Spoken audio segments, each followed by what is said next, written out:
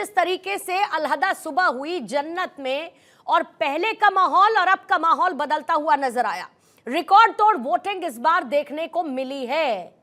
इसके सियासी मायने और संकेत बीजेपी कैसे देखती और समझती है?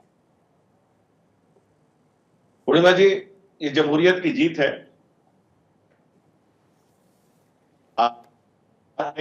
धूप के बीच में उम्मीद का सूरज निकला है, और ये उम्मीद का सूरज इसलिए निकला आज नरेंद्र मोदी नीति और नियत से जो नियति है उसको भी इस ढंग से रखते हैं। जब एक समय में कहा जाता था कि 1970 हटाएंगे, फुटमनी पे लगे हुए इस कालिख को हम लोग खत्म करेंगे, तो किसी को अब विश्वास नहीं होता था। कश्मीर की क्यारियों में जिस तरह से आतंक कैंप, वो एक,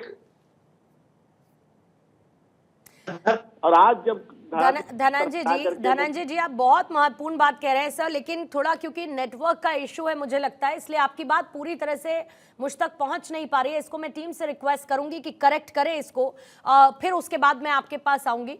सुब्रांश राय अभी जुड़े नहीं हमारे साथ। नजीब अब्बास खान साहब आपके पास आते हुए, क्योंकि आप पीडीपी के नेता हैं और ऐसे में आपने तो राजनीति कश्मीर की पल पल बदलती देखी है, वहां के लोगों का थॉट प्रोसेस क्या सोचते हैं, क्या करते हैं, आपने बहुत करीब से समझा है। इस बार जब रिकॉर्ड तोड़ वोटिंग हुई है तो आप इसको कैसे देखते हैं? आपकी पार्टी इसको कैसे देखती है? क्या लोकतंत्र पर विश्वास की बहाली है ये? जमहूरियत में विश्वास की बहाली है ये जो रिकॉर्ड तोड़ वोटिंग कश्मीर में देखने को मिली? Thank you very much for inviting me here.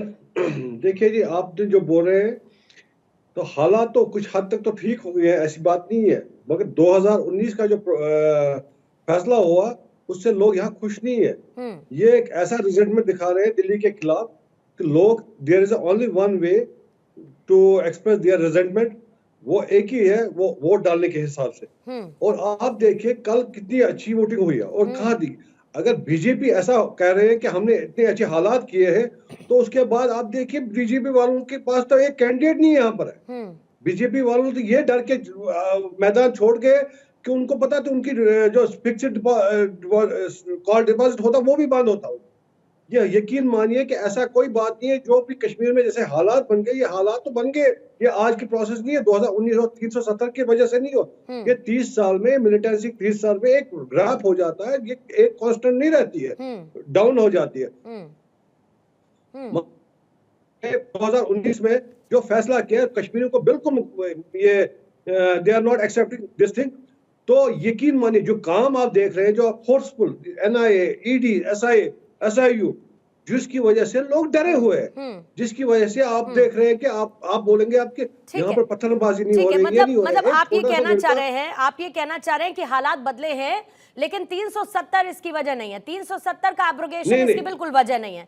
ठीक है सर, एक मिनट का सर ओपन टाइमिंग था, एक मिनट के लिए, इसके बाद डिबेट को ओपन करूंगी तो आपको ज्यादा समय मिलेगा। सुब्रांश राय भी इस वक्त हमारे साथ जुड़े हैं, और जैसे ही धनंजय गिरी जी जुड़े मुझे प्लीज जानकारी दीजिएगा। सुब्रांश राय कह रहे हैं यहाँ पर नजीब अब्बास साहब की 370 का इससे कोई लेना देना नहीं है, लेकिन जो वोटिंग परसेंटेज में देखती हूं, इससे पहले जो वहां पर नजर आया रिकॉर्ड तोड़ वोटिंग, और वहां के लोगों का ये एहसास कि हमें एक आत्मविश्वास मिला है। जिस तरीके से पत्थरबाजी होती थी, गोलियों की गड़गड़ाहट सुनाई देती थी, इस तमाम डर के बीच, आशंकाओं के बीच हम घर से बाहर निकलने की हिम्मत नहीं जुटा पाते थे, लेकिन इस बार हम में वो आत्मविश्वास बढ़ा है और इसीलिए हम अपने घर से बाहर निकले हैं अपने वोटिंग राइट को एक्सरसाइज करने के लिए। कांग्रेस इस बदलाव को किस तरीके से समझती है, इसके संकेत क्या समझती है? पूर्णिमा, दो बड़ी बड़ी बातें हैं। पहला ये कि 370 हटने के बाद लाल चौक धरती का स्वर्ग है, वहां खूबसूरत वादियां हैं, सारे लोग पर्यटक वहां घूम सकते हैं, वहां के लोगों का विश्वास है। लेकिन इन सबके बावजूद भारतीय जनता पार्टी कश्मीर में 3 प्रत्याशी नहीं खोज पाई चुनाव लड़ने के लिए। इसका मतलब यह है कि वहां के लोगों का विश्वास भारतीय जनता पार्टी के लिए नहीं है। इतना बड़ा क्षेत्र और भारतीय जनता पार्टी को 3 लोग नहीं मिले, मात्र 3 लोग नहीं मिले। एक दूसरी इंपॉर्टेंट बात, ये जो रिकॉर्ड तोड़ वोटिंग नंबर्स की बात हो रही है, वो तो फिर भी पहाड़ी क्षेत्र है, बर्फीली क्षेत्र है, वहां ठंड बहुत ज्यादा पड़ती है, अक्सर वहां कर्फ्यू लगा रहता है। अगर हम प्लेन समतल और धरती की बात करें, नीचे हम आकर बिहार की बात करें, उत्तर प्रदेश की बात करें, अभी हमने मध्य प्रदेश को पीछे देखा, झारखंड को देखा, छत्तीसगढ़ को देखा, जी। यहाँ तक कि गुजरात को देखा, वहां पे भी इस बार पहले फेज और दूसरे फेज में रिकॉर्ड लो वोटिंग हुआ। ठीक है सर। अब आप उस रिकॉर्ड लो वोटिंग को तो ये तो नहीं कहिएगा कि नरेंद्र मोदी जी की चमत्कारी शक्तियां गायब हो रही है इसलिए रिकॉर्ड लो वोटिंग हो रहा है। नहीं सर, दोनों अलग हो जाता है सुब्रांश जी। एक मिनट आपका खत्म हो गया है। अरे सर कोई बात नहीं, 1 मिनट का ओपन टाइमर था, मैंने ये पहले ही बता दिया था सर, कोई बात नहीं, अभी आपको समय मिलेगा इस पर बताइएगा। धनंजय गिरी जी आपकी जल्दी से प्रतिक्रिया ले लेती हूँ क्योंकि आपकी बात पूरी नहीं हो पाई थी, फिर आरती टिक्कू और सोहेल काजमी साहब आपके पास आऊंगी। अभी जो दोनों लोगों ने कहा, पीडीपी और कांग्रेस के लीडर्स ने, प्रवक्ताओं ने, उनका ऐसा कहना है कि इसमें 370 का कोई हाथ नहीं है। आपने शुरुआत 370 के साथ की थी, वो कह रहे कि 370 का इसमें कोई योगदान नहीं है, और अगर आपको लगता कि वहां के लोगों का विश्वास आपकी पार्टी में जरा सा भी है तो आपके पास कम से कम कैंडिडेट तो उतारने के लिए होते वहां पर, वो भी आप नहीं खोज पाए। पूर्णिमा जी देखिए, नरेंद्र मोदी के नेतृत्व में नरेंद्र ने नियति को बदल दिया। नरेंद्र मोदी के पास नीति, नियति और नैतिक बल था जिसके सहारे देश के मुकुटमणि पे लगा हुआ कलंक को धो करके आज पे केसर का तिलक किया गया, और इसी कारण से आज इतने लोग वहां निकल रहे हैं। कश्मीर में जो आतंकवाद का, अलगाववाद की धुंध थी वो छट गया और उम्मीद का सूरज खिला। कश्मीर के लहूलुहान इस धरती पर आतंकवादी और अलगाववादियों के दिन समाप्त हुए। अब कश्मीर बदल रहा है, कश्मीर अतिवाद से जनवाद की तरफ लौट रहा है। 2019 के चुनाव में 2019 के चुनाव की बात करें, उससे लगातार बढ़ता हुआ है। 36 सालों में सबसे ज्यादा परसेंटेज वोटिंग जो हुई है, उससे ये पता चलता है कि 56 इंच के सीने के कारण ये 36% मतदान संभव हुआ है। अन्यथा कांग्रेस के समय में ईवीएम में क्या ट्रिगर ही दबाते थे, इस ट्रिगर दबाते थे लोग। दूसरी तरफ जो बात कह रहे हैं हमारे मित्र लोग, भाई अब स्थिति ये हो गई है कि सब, जब कांग्रेस के राष्ट्रीय अध्यक्ष कह रहे हैं कि मोदी जी आएंगे 400 पार, तो कैसे उनका वोटर निकल के आएगा बाहर तैयार? कोई वोट दे, सिर्फ भारतीय जनता पार्टी, नरेंद्र मोदी और भाजपा, यही नहीं कि वोटर नहीं के लोग निकल के आ रहे हैं, बाकी सब लोग तो उनका कांग्रेस ऑल टाइम लो सीटें लड़ा रही है। ठीक है सर, ठीक है, कभी कांग्रेस ने कभी सीट नहीं, ठीक है धनंजय जी, धनंजय जी आती हूँ, फिर आपके पास आती हूँ, इसको और विस्तार रूप से समझने की कोशिश करेंगे।